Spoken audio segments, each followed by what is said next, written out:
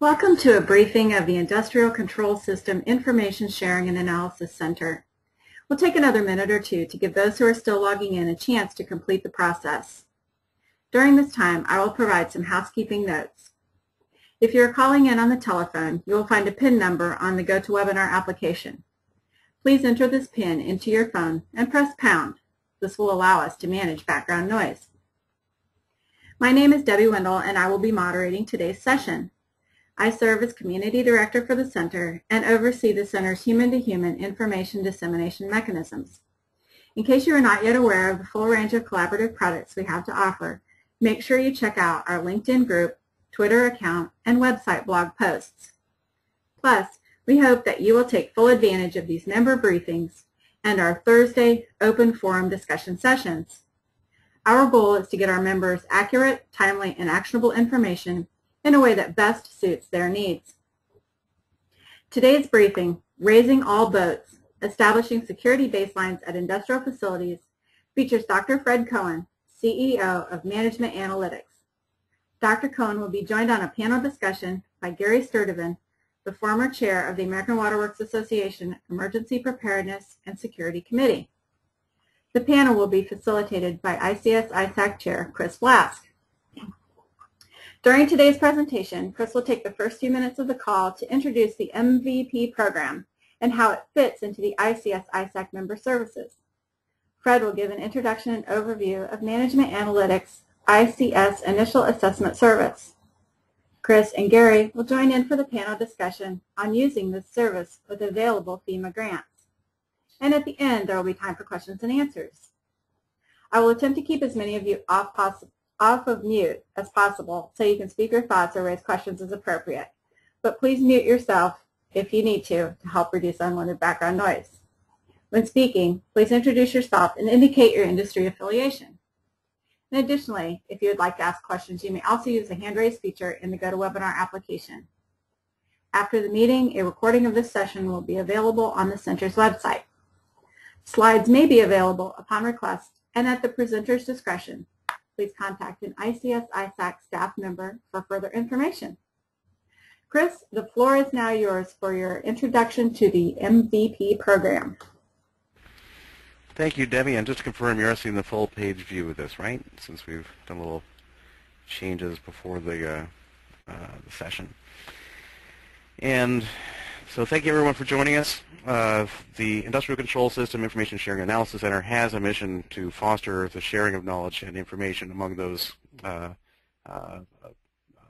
entities and individuals of interest on behalf of the private sector. So we do this by sharing information in two different ways, human to human, the kind of thing we're doing now. We have a lot of briefings, public and private and so forth, and machine to machine. All right, so we've switched monitors. Hang on one second, folks, while I have this show up on the page that you all will see. One moment. Switch this. Dink, dink. Switch to this monitor, primary monitor, and show again. And now you should see the full screen. All right, so human to human and machine to machine in the context of the President's executive order and the PPD 21 and so forth, working with a number of organizations, including some of the folks in the line here today, to create a reference architecture for machine-to-machine sharing that leads to automated shared defenses. And we look to share knowledge of three different types, effectively who you are, who we are by any definition of us or you, what you have, and what it's doing. And this could be as a nation, as communities, as industries, or as facilities. The focus today is on mechanisms to look at who we are. How do we know as organizations what we should be doing, how do we determine that, and to the topic and the title of today's talk, how do we raise all boats so that we can get enough facilities, enough of our infrastructure inside the security processes that we're putting in place to end up achieving our shared goal of having a secure, reliable infrastructure. So to Debbie's point, one of the things we've looked at in setting up the center is looking at the lessons learned from other similar centers, and this has been done in other contexts. The member-vetted providers type process that we're effectively launching with today's presentation looks to take services and products that our members are using that they particularly like, that particularly provide value to our shared goals of security overall, but again, particularly to security and answering those questions. You know, how do we, as a community, determine how we get as many organizations as possible capable of having knowledge of who they are, of what they have and what it's doing. So in doing this, we bring these services together. We have a member who can reference them. We look to control the cost and maximize the return of investment for our members. The first of these that we're bringing out to our membership is this Industrial Control System Initial Assessment process offered by Management Analytics. This is available in various flavors. In a general term, the City of Columbus, Ohio is the reference member. They use this service for their entire municipal infrastructure. In this context, we're going to focus in today, since we're looking at water and FEMA grants, in how this can be used by water facilities. Management Analytics has crafted a version of this specifically for this purpose that we'll talk to. And with all of that, Fred, I have your first slide up, and I think, Debbie, you're going to transition over to Dr. Cohen, who will talk through this offering. Great. Thanks, Chris, for the introduction. And now for today's ICS ISAC featured presenter. With over 40 years of experience, Dr. Fred Cohen is widely considered one of the world's leading authorities in information protection. His body of work encompasses the information security field. In 1979, his thesis defined the term computer virus, and he is inventor of most of the widely used computer virus defense techniques. Fred was the principal analyst who defined the Burton Group Security and Risk Management Strategies Reference Architecture. As a consultant and analyst, Dr. Cohen has advised hundreds of the world's largest enterprises. Working with the U.S. government, he was the principal investigator on studies in defensive information operations, a principal investigator on national information security technical baselines, and founded the College Cyber Defenders program at Sandia National Labs that ultimately led to the formation of the Cyber Corps program. For nearly 5 years, Dr. Cohen led the 35-person research team at Sandia working on national security-related information protection issues. He has worked with law enforcement to improve capabilities to fight computer crime, identify emerging threats to national security, advance issues of digital forensics, and provide testimony in federal, state, and local criminal and civil matters. In 2002, he earned the Techno-Security Industry Professional of the Year Award, and then in 2009 was named the most famous hacker, or security researcher, of all time by ABC News. He has authored more than 200 scientific and management research articles, wrote a monthly column for Network Security magazine for 6 years, and has authored several widely read books. Fred, the floor is now yours. Please go ahead with your presentation. Thank you, Debbie. Just a quick correction. The first computer virus work that I did was in 1983, so it wasn't 79. I like to try and be accurate in what I say and do, but we'll see. This talk is about raising all boats, and the underlying notion that we had when we started this actually emerged out of a discussion I had with Chris Blast, and we were discussing the big problems of improving information protection around the world. And one of the big problems we identified is that there are maybe 100 million micro businesses on the internet today. And of them, maybe 10%, maybe less, have some sort of industrial control system mechanism that they use, whether it be a copier or some mechanical device that helps them make something or ship something or label something. Of them, maybe 10% have some significant consequence of potential loss of life, damage to the environment, and so forth. And so that leaves us with maybe 1 million, medium or higher consequence industrial control system targets. And we'll imagine that 100,000 of them are large enough to take care of themselves with some limited but expensive outside assistance. And that leaves 900,000 open targets with medium plus consequences. And the problem here is that the aggregate effect of attacking those 900,000, we'll call them weak targets for the moment, it might well exceed the consequences of the 100,000, bigger targets. They form a very rich target set for the threats to attack. And they may also affect the larger players in the aggregate because if many small things go wrong near the edges, it might have a big effect on what we'll call the middle. So I just want to talk briefly about, and here's an outline of the presentation, about the votes, the large, medium, small, and micro businesses out there. Talk about the top-down approach and why it happened that way. Talk about the notion of separation of duties associated with specification and review as opposed to doing things. We'll call it doing things. And the best we can do today and what I think the future might look for. We look at the votes. There are large enterprises. I'll call these, organizations with $1 billion plus in revenues. They do things like protection posture assessments and higher quality processes for special niches that they have. They have lots of resources, both direct and indirect. And so they have the wherewithal to do extensive and expensive studies. Typically, we've done a number of these studies. Typically, they're between $150,000 and $250,000. They take a period of months to complete. They're complex. They involve the entire organization. And they give long-term and short-term assistance and understanding. And like anything else that we know, the strategies they develop don't survive contact with the enemy. So 6 months, 9 months, a year down the line, the studies have to be redone. And that's all right. They have the resources, and they can do it periodically and update them and so forth. We then have medium enterprises. They have maybe 250 or more employees, less than $1 billion in annual revenues. They also do protection assessments of various sorts. They do smaller reviews in some cases. They have enough resources to undertake these things. And typically, they have very substantial expertise in the niches where they have resources and needs.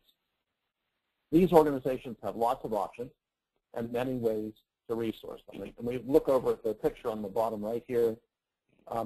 This is part of the mapping that we have between consequences and threat. Threat is higher on the spectrum, and consequences increase to the right. And you can see there are different processes and lots of resources available. The next slide, small businesses, I guess definitionally, it's less than 250 employees, less than 25 million a year, something like that. They have some resources, they have some know-how, but they rarely have true expertise in the protective arts and in the fields necessary to provide strong protection for industrial control systems. There are, of course, exceptions. And then we have micro businesses, and there are lots and lots of businesses that have, a few employees, maybe one, almost no resources, almost no knowledge. They do some small niche activity, make soles for some special custom kind of shoes or what have you. And in these cases, even doing the risk management part, even making decisions about what makes sense is problematic. And so part of the question is how do they get the necessary information and assistance to be able to make good decisions. The picture down below sort of shows the picture of how risk management fits in the structure.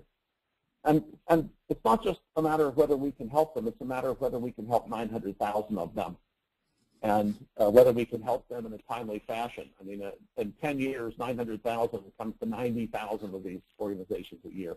And that's way beyond the total capacity today to do any kind of assessment. So there's an enormous problem. I want to talk about the top-down approach, that is how this thing came to be, this assessment process, and how it typically works, and where we think we can go with it. So top-down, what happened is, for example, I started doing protection posture assessments in the early 1990s. Typically, you take 3 to 5 people with real expertise, and they spend, a couple of days on site, 3 to 5 days on site, visiting different exemplar locations. So we see one of these and one of those. If you have 50 field locations. Maybe looking at one or two is enough to understand what they are, what they do, and how they work. Typically, you get 120 pages of custom writing for each of these assessments. The costs of these range anywhere from, they can get below 100K, maybe up to 250K. They take 3 to 6 months from the time somebody decides to do it until they get done. They typically look in a 3 to 5 year time frame, and you typically want to repeat them annually in order to be effective.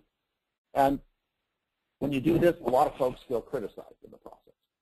So, you get some negatives that come out of it and so forth, and that sometimes impedes progress. So over 20 years of doing this, we got better at it. We got to 3 days with 3 experts, 120 pages for 45 to 125K. Took 30 to 90 days to complete, 3 to 5 year outlooks, and folks still feel criticized. And most of these are done by large enterprises, a few mediums, very few small businesses. We did a number of these things with water organizations of different sizes, and those were somewhat less expensive because their size is sufficiently small that it takes fewer resources. So moving into the middle, over the past few years, actually starting in the late 90s, we did assessments of water systems and other critical infrastructure elements. Part of this was funded by the President's Commission at that time.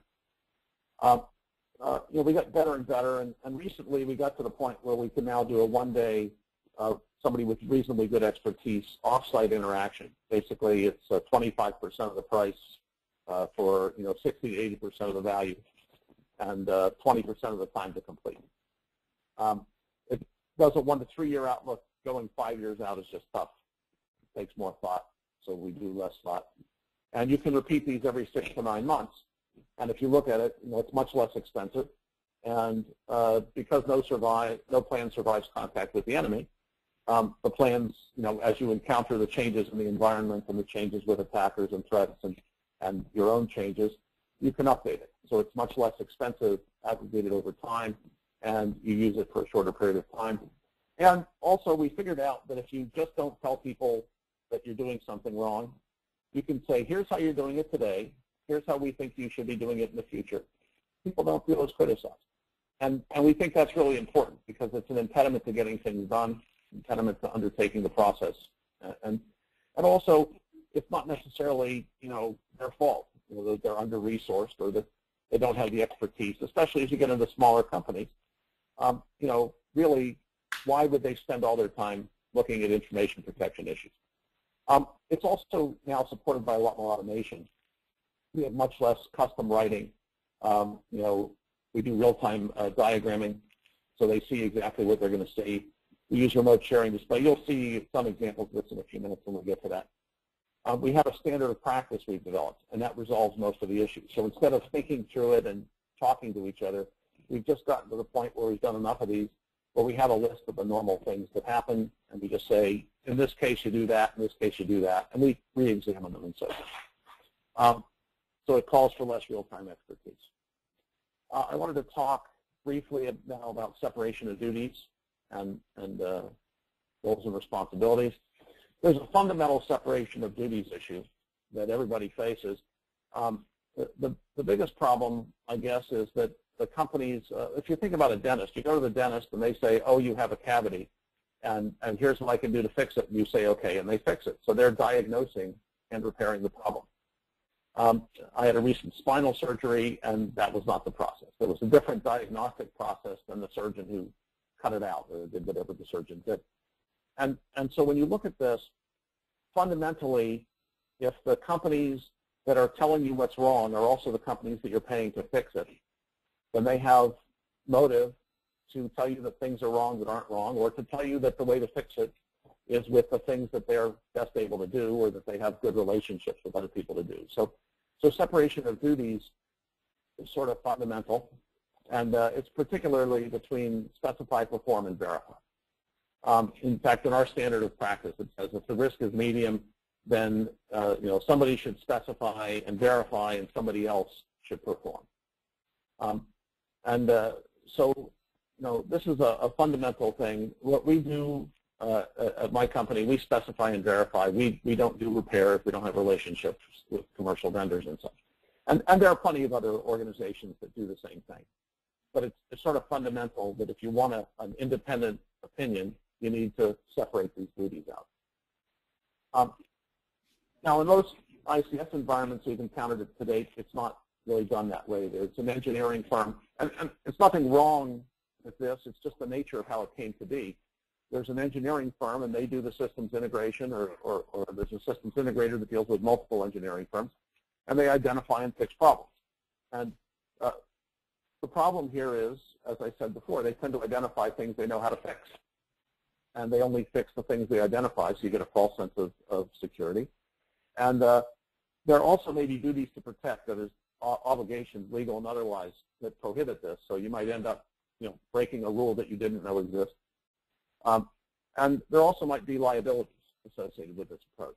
That is, if you fail to find things that an independent source would have found, for example, because you were using somebody with too close a relationship, then even if it isn't actually intentional or malicious in any way, it still might be problematic from a standpoint of liability. And there are sort of two good solutions. One of them is you separate diagnosis from cure.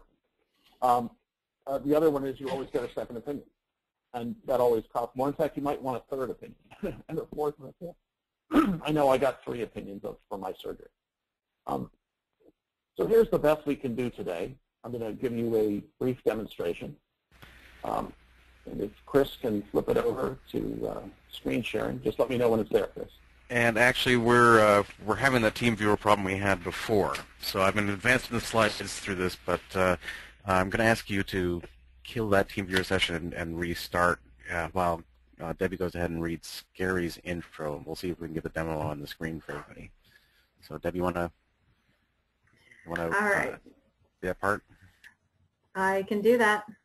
So in 2011, Gary Sturdivant retired from a 24-year career with the East Valley Water District in Southern California, the last 5 years of which were spent as Safety, Regulatory Affairs, and Emergency Grants Director. During this time, he gained extensive knowledge of safety, emergency preparedness, and hazard mitigation planning, vulnerability assessment planning, and FEMA documentation for vulnerability assessment updates, the FEMA reimbursement process, as well as state revolving funding and FEMA DHS funding programs. In addition to his functions with the East Valley Water District, Mr. Sturdivant has had the opportunity to work with the State of California Southern Operations Center and the State Operations Center. He was a member of the USGS planning team for Golden Guardian 2008, as well as for Shakeout, a yearly earthquake drill for residents of California and several other states and territories. He has held positions as chair of the California-Nevada section of the American Water Works Association Emergency Preparedness Committee, National AWWA Security Emergency Committee, CalWARN Region 6, and CalWARN State Steering Committees. Mr. Sturdivant has presented at many national conferences as a subject matter expert on emergency issues, coordination, and forming partnerships. In addition, he has testified at the Department of Interior with Secretary Salazar and all department heads, at the USGS headquarters, and has presented to Congress Disaster Preparedness, Lessons from the Great Southern California Shakeout. All right, you guys got your team viewer ready? We do. All right. We do. Fantastic. You should see it up on the screen now. There you go. This is just the tool that we use to support the standard of practice, and I'll point you to the website with the standard of practice in a few minutes. Just to get a sense, by the way, this was started as an assessment for Columbus, Ohio, but by this point, we've, in this demonstration mode, altered so many things that don't believe anything it says. So we start out by understanding things about the organization, like the promises they make, right? So in this case, the mayor's State of the City address identifies, what the promises are. So they've made promises, and you can see, I hope from the menu here, that there are various overarching questions we ask. We try to understand the nature of the business and what they do, how they model protection, the scope of their ICS architecture, how mature they are in terms of their capabilities, and so forth. I'll just show you an example. So ICS in this particular environment includes traffic control. We want to know what the function is and what it does for the business. That it's not just that you do traffic control, but how is it important? What's important about it? And that's for obvious reasons. If you don't know what's important, then you don't know how to prioritize resources. And they have water system, they have sewage, compressed natural gas, and so forth. And so we go through a series of these things, understanding the maturity level, and their water program has an optimized maturity level. They're very sophisticated in understanding how things go in their water program. And then we talk about, like I say, there are lots of these things that we go through. We'll talk about, just bring it down, for example, to duties to protect. The question here is how do you analyze what your duties are to protect? And to give you a sense of this, there's the set of options, sort of standard ways people undertake to do this. There's a standardized decision about what methodology you should use in what circumstance. And then we have the basis, which is the details of supporting information. What do the definitions mean? Why is it that these decisions are made the way they're made, and so forth. So we get some fairly tricky things, for example, the risk management model. And just to give you a sense of how this works, I'm just going to copy this and paste it over into the basis, and we'll just go edit. So typically right in front of you, if you don't deal with capabilities and intents, instead you deal with a list from the ISAC that would just put the facts in as they are. So, and then of course as you go through, you're seeing what you're ultimately going to see in your report. And so it eliminates review steps and other unnecessary steps that you would otherwise go through. Talk about risk profiles in terms of that picture you saw before, things like threats and versus consequences. And we have standard approaches that are used in different circumstances for risk management. And then we have different kinds of facilities that are typically here. Right? So facilities that manufacture fungibles like paper money, gold coins, and so forth, they're in a higher risk category than say, part-time local automated office-like systems, envelope stuffers, copiers. And so there are different circumstances, and we categorize things and try to match one to the other. And it continues through various issues of risk management into management issues like policy, standards, procedures, documentation, auditing, testing, personnel controls, background checks, incident handling, and so forth, physical security. We deal with a control architecture, which is these things like how do you model the controls? How do you establish an architecture? What are your do you have an access control scheme? How do you do original identification of people? How do you then authenticate them when they come back? How do you facilitate access? A lot of people in the security space think only about preventing access, but it's very important to facilitate access or you can't make things work. How do you model who you trust and why you trust them and so forth? We get into technical architecture of various sorts, and I'm just going to take you down, for example, to PLCs. Here's our sort of standard of practice for PLCs. It's different by consequence. So for high consequence, we do different things than for medium and low. Typically, water systems tend to be in the medium consequence, although sometimes they're in the high consequence. And you can see that the rules can get somewhat complicated. For example, if the PLC interaction rate allows for encryption, there are some PLCs that happen at very high rates, and you can't do encryption, so you don't. Also, you might have a mechanism to allow alteration that's a limited alteration. So you might use a finite state machine as input and a digital diode as output so that you can see what the PLC is doing and control it in certain ways, but not have unlimited control. So you can't arbitrarily change what it does. You might be able to change a couple of set points within allowable levels that have already been identified by engineering practice. So, whatever this particular case is, we develop the particular standard that's appropriate, for your situation, and we basically do the drag and drop that you're used to, and we might say we never use encrypted communications. We just don't believe in it, or for whatever reason. So you can just make changes as you see fit. Let's just walk down a little bit further. There are things like content control, data in motion, at rest, and in use. How do you keep bad things out? How do you keep good things in? Backups, business continuity and disaster recovery plan, technology and so forth. And it gets down, for example, to physical controls. So you might have a set of different physical controls at different locations and so forth. So that's what the tool supports. And then the tool produces reports. And I'm just going to quit the tool here and take you to a place where you can understand all of the details on your own for free. So if you just go to our web page, which is all.net,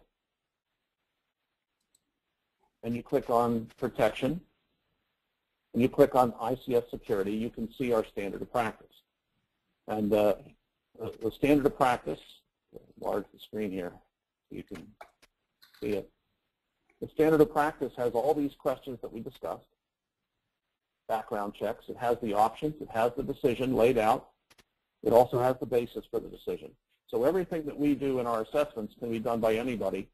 All they have to do is go to the website, pick out the information, apply the standard of practice, or apply whatever standard they think is more appropriate. So I just want to get back to the slide set now. And I'm going to assume that Chris is going to take over at some point with the slide set. So when we talk about the future, we think we can do better. We think that after we do enough ice cream shops, people that manufacture ice cream, we might get to the point where we know enough about ice cream shops and all the varieties they come in. How many flavors? 64 flavors, whatever it is. Once we know all the different varieties of ice cream shops, we can eliminate almost all of the conditionals. We can get it down to there are 5 different kinds of ice cream shops. If you're in this kind of shop, here's what you should do for this, and here's what you should do for that, and so forth. The problem is that in order to do that, you need enough people paying enough money to be able to spend the time and effort to develop that. And then once you develop it, you have to continue to adapt it over time. So, if you had 10,000 ice cream shops that were using your process, then you might be able to have each of them pay, $100 a year, have $1 million to support a group of people that made sure that they kept up to date on the issues that affected ice cream shops. And then, of course, distributed the information to all those ice cream shops and so forth. We just haven't gotten there yet. To a first approximation, if we get a big enough niche with a few enough variations, we could completely automate it, get it down to where you just download a PDF that says, here's what you do. But so far, this has never happened, and it may never happen. But there's also another big problem, and that has to do with the value propositions. You can do your own oil changes, and lots of people do. But lots of people buy them from retail services that do oil changes. And there's a good reason. The oil change places are better, faster, and often cheaper. You don't get your hands dirty. And you can earn more than it costs you to do the oil change by working for the hour that the oil change costs you. Well, oil changes aren't that cheap yet, but you can imagine eventually you could get there. So like I say, our standard practice is freely available online, and people have tried to apply the standards, and some people successfully apply them on their own. But just to get a sense of this, it takes us a 1-day call and 10 days of effort afterwards to complete this. And most clients find that they don't know enough to answer the questions without doing extensive research. So it might end up taking months to get through it. And then the answers may or may not be as good as what you get from other people doing it for you, and it likely costs you more, at least the first few times. And I think this is sort of generally true. The problem we have is not enough expertise available to help people make these decisions. So even with the standard of practice, we get lots and lots of questions. In the long term, the solution to this is to teach folks starting from kindergarten about the information age and cybernetic systems. Not just information, but cybernetic, these feedback systems that we use in control in the control environment. The nature of people and their limitations, because a very significant portion of the challenge in information protection comes from people and their inability to be perfect and the mistakes they make. And in some cases, they're malicious, but in lots of cases, they just make mistakes. And building systems to compensate for mistakes is non-trivial. We need to teach professionals in the industrial control arena about the nature of cyber attack and defense. I mean, there's a lot of effort in this area, and the ISAC is part of that. But it takes years to understand truly the nature of these things, and we probably can't spend years teaching those professionals while they're working. So what we need to do is, find some mix, but over time improve it. Right? And then it's not just what the attacks and defenses can do; it's what they need to do to mitigate these problems and how they can do it. And of course, these also change with time. Decision makers are another big challenge. Lots of people make decisions. They just say, "You haven't told me a good reason that I should spend this money to put this protective thing in place." You say, "Yeah, somebody might do this someday, but right now I can either improve this pump or not." And if I choose not to improve the pump and it breaks, then it'll cost me a lot more to fix it. And you're saying that somebody from Southeast Asia could come in using a PC and invade us electronically and somehow cause the pump to fail. But the pump is going to break. I know it's going to break unless I have a spare. I won't be able to fix it in time. Right? So they're making real decisions, and they need to understand the consequences. For example, yeah, but it's not just that one pump that can break. If this guy from Southeast Asia comes in and does this, they can break all of our pumps. And even if you buy that spare pump, you're not going to have enough spare pumps to replace everything, and they're going to be able to do it 15 minutes after you fix them. So making it clear, but also getting the truth, because it may not be true that somebody from Southeast Asia can come in and destroy all your pumps. You need to have somebody that understands, looks at, thinks through it, and gets enough information, good information to decision makers so that they can make better decisions. And so this is a big challenge that we are a long way from meeting. And, I'm going to say it, information sharing is really key to that. It's not the only key, but creating and supporting an ISAC to address these issues and get closer and closer to this clarity is something that seems to me to be fundamental to success in this arena. That's the last of my slides. I'm going to return the remaining minute and a half for the discussion. Thank you. Thank you, Fred. And Deb, since you've already introed Gary, I'm just going to walk into this next section. So, as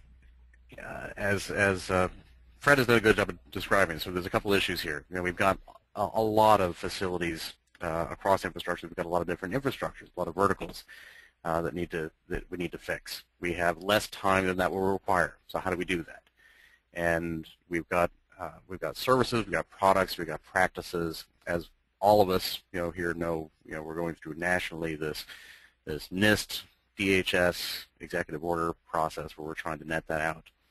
And it's, when we look around, as you folks probably hear from the center an awful lot, we tend to be pretty optimistic because there's a lot of work that's already been done. Everything Fred's just talked about in detail, what him and his team have done for decades.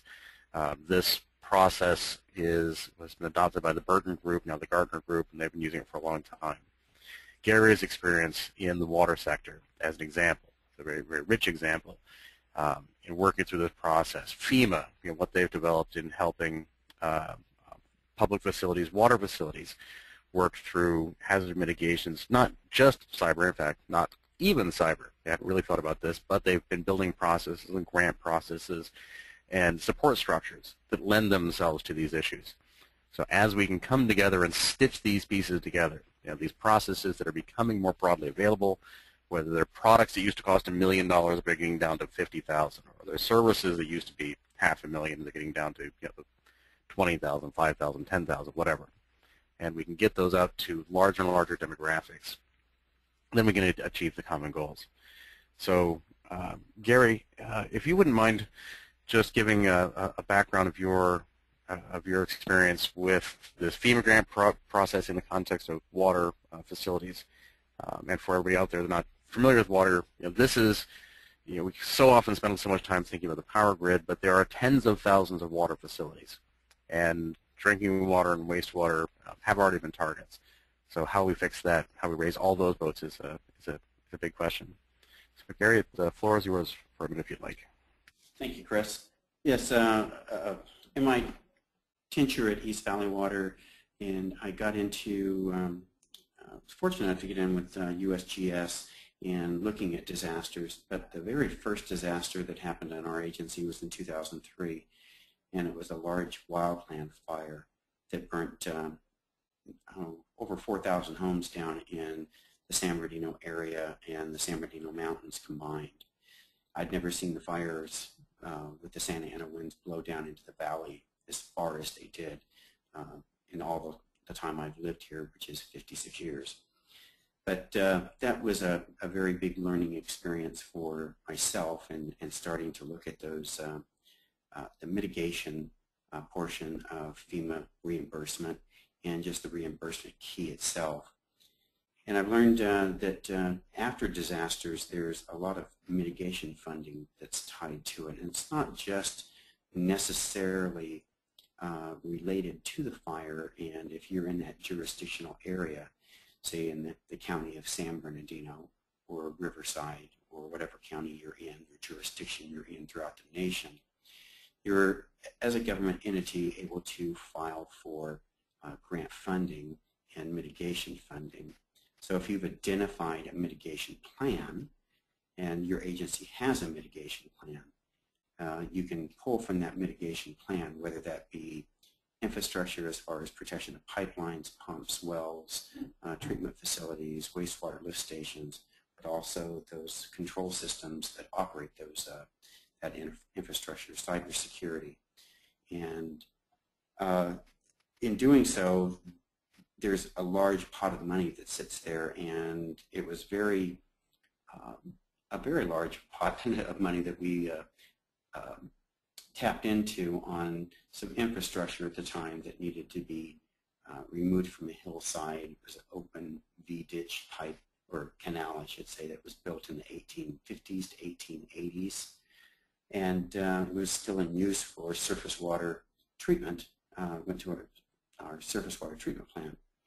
But we wanted to move that off, the earthquake fault zone, and it crossed the San Andreas Fault many times. We wanted to get it off the fault line itself. We wanted to get it off the side of the hill, so to prevent debris coming down into the water, affecting the turbidity of the waters, and then it could not be treated, our surface water treatment plant. So anyway, that wound up being a funding that I wrote originally for about $1 million, just under $1 million. And because other agencies didn't perform, the money kept coming back into the pot, so the pot kept getting bigger. So when I was done using that pot of money, East Valley received $5.5 million to really improve the flow of this pipe, move the pipe, and secure the pipe for the flow of water in the future. So that was the first one I had, and had many after that we utilized when I retired. I had 18 hazard mitigation funding approved ones on my desk that, along with 3 SRF, which is state revolving fund fundings for different projects throughout our agency. Looking at the state side of it, with water agencies, wastewater agencies, it's something that's very underutilized in the industry, and hazard mitigation plans themselves are very underutilized. Go ahead, Chris. Sure, and that's what leads us to where we are. So we've been working with Gary for a long time on this, and the FEMA structure has, as we show on the screen here, it's got any public facility, not just water, can apply for $5,000 in FEMA grant and FEMA funding to create or upgrade their hazard mitigation plan. And in the water sector, a reasonable number of facilities have already developed mitigation plans that ends up being an update. And this is where the opportunity to marry things together. So the methodology that Fred and his team have been developing for many, many years, as he's saying, has gotten regularized down to the point that from a financial perspective, they can offer it at about the price that the mitigation will cover. The mitigation funding will cover. Therefore, the the facilities end up not having to come out of pocket. So we're getting, as a community, down to the level, or maturing to the level, where like anything, as we've seen in firewall products and IDS products and all the products and services that we offer, eventually the price comes down, the availability it comes up, and we get to these points where most people can have access to them. And fortunately, if we're lucky, it happens when it has to. And since we really, we can't go 30 years into the future with 99% of facilities not being able to benefit from our expertise as a community, with the ability to decide who they are, what are their duties to protect, what are their capabilities, what should they focus on first. So it's I think a good sign, and it's a sign of the inevitability of all of these issues, not just the ones we're talking about, that we find ourselves with a developed experience. As Gary's talking about, this come for other reasons, not because of cyber, but because water is very important, because we've been for 132 years now, I think, since the year of the OK Corral. The American Water Works Association has been making our water systems more and more reliable, wiping out cholera, dealing with natural disasters, earthquakes, and so forth. The federal government, FEMA, and other organizations before them have been putting in process in how we as a society raise the level. And as the cyber community, we've been developing these services, like Fred and his team have been doing. So now they're all coming together, so that we really can take the dozens of facilities that have access, have the resources, and have access to these sort of services, turn those into hundreds, and then thousands, and then what is it? Is it now, Gary? I'm never entirely clear on this. How many water facilities do we have as a nation? Is it 50,000, 100? Oh, there's over 1 million across the nation. There's 5,800 in just California. Yes. So there's upward into 1 million in the United States, and that's that 5,800 in California is anywhere from a mobile home park that's selling water to the residents, or an apartment structure, to large water agencies. That anything in California, anything under 200 services reports to the County Department of Public Health and has that jurisdiction, and anything over 200 services in California is regulated by the California Department of Public Health Drinking Water Division. Gary, how many are there over 200? I'm sorry, Fred, can you repeat that, please? Yeah, how many are there over 200 that service over 200 people? In California, I believe I'm not correct on the number, but I believe it's 430 is what I have in my notes. Right, so in the whole U.S., there are probably between, something like 5,000, maybe 10,000 water facilities that could reasonably undertake these sorts of activities, that have enough customers and such. Well, go ahead. Every agency that is a government entity, municipality or a special district or by a city or controlled through the county, could also apply for this mitigation. That's the ones that they're targeting. So it doesn't really matter the size, because you can hook together with, say, if you've got 5 water agencies that are under 200 services in a county area, and you can hook them all together and do one hazard mitigation plan that encompasses all of them. There you go. So notionally, what we're talking about here is a process that goes soup to nuts, and Gary can probably help enlighten, but my understanding of it is that there's a first step where you do a fairly standard application that says we're going to update our hazard mitigation program plan, so that we address cyber in that plan. And what we're trying to do is have the ISAC provide the capacity to just take a form, fill it out, and send it off to get the initial funding. And the initial funding is on the order of $5,000, and you have to match it with $5,000 or something like that. Correct. And And so then what we have is a process that's a lot simpler or smaller than the one you just saw. And that's intended to update hazard mitigation plans. So we spend a couple of hours on the phone. We get a copy of the current hazard mitigation plan in Word or whatever format it was done in.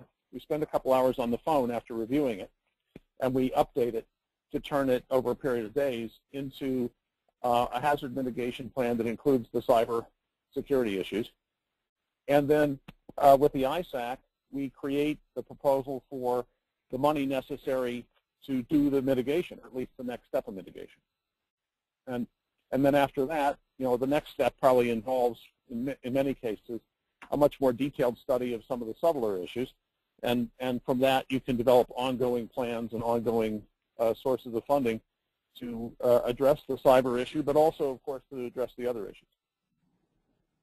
Correct. Even if there's not an emergency in your area or a hazard or a presidential declaration or governor's declaration of an emergency in your area, there's still, if you have a hazard mitigation plan that's current, then you can also apply for funding each year for the items identified in your plan.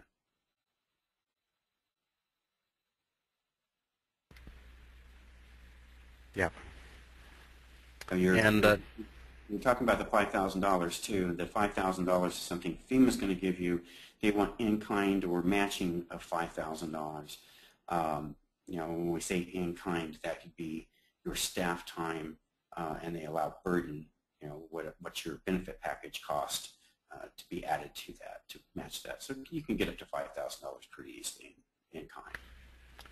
Well, and we're getting, and to follow the rational curve, right? We're getting into the areas. I mean, recently I lived in Scotts Valley, California. It's a public utility, so the information's publicly available. But a couple $1,000s, particularly if some of the time that is going to be in kind with staff to spend on this for what's a relatively small utility, relatively small community, less than 20,000 people, relatively affluent, Silicon Valley and so forth. But nonetheless, it becomes achievable, whereas 150, 200,000 and all these other numbers really aren't.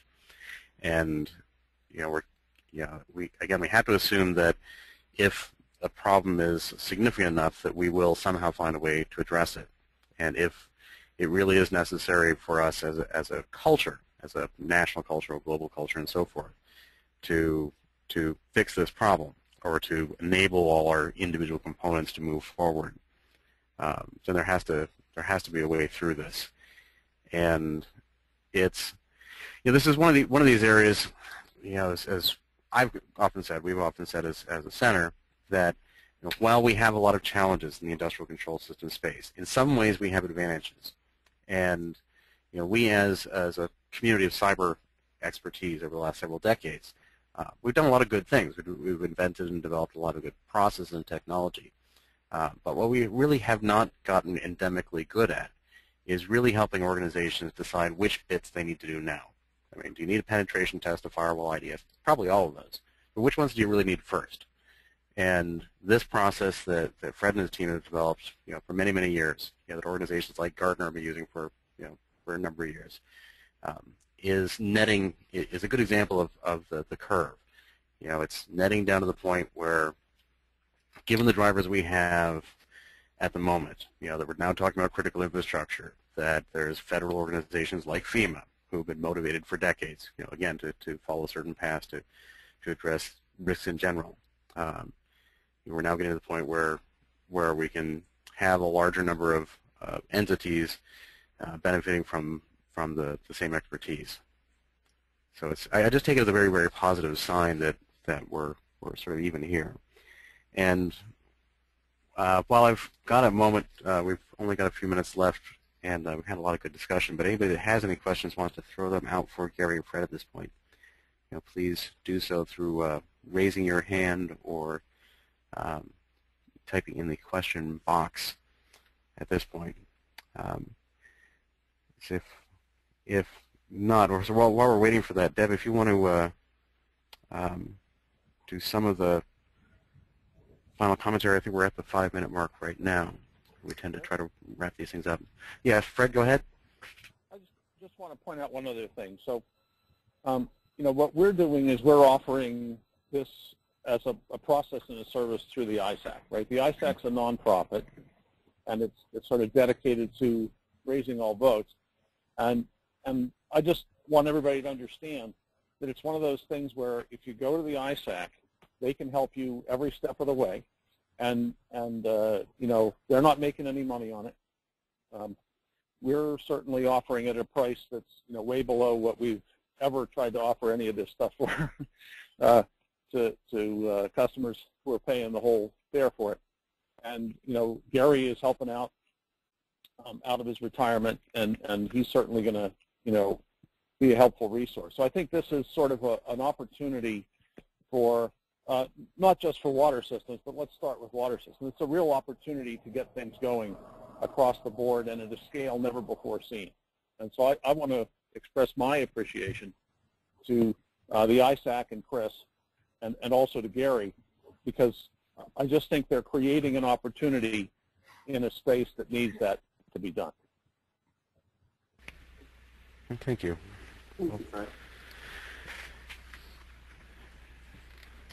So Deb, you want to start dancing us out of here? I want to thank everybody else for being here, and thank Fred and Gary very much so. On behalf, thanks guys, appreciate your discussion there. And on behalf of all of us at the ICS ISAC, we appreciate your joining us today. We hope that you found the information of value and will take full advantage of the ICS Initial Assessment opportunity to guide you in further securing your industrial control systems. As a reminder, a recording of today's webinar will be available on the ICS ISAC website. Coming up on May 15th, we have our regular third Wednesday public briefing when we will host a panel on the evolution of knowledge sharing. And in June, we have Waterfall's Andrew Ginter discussing unidirectional gateways. Other sessions will be announced in our monthly updates on the Center's website and in our other communication vehicles. Thank you again for your participation on today's call, and we hope you have an awesome rest of your day.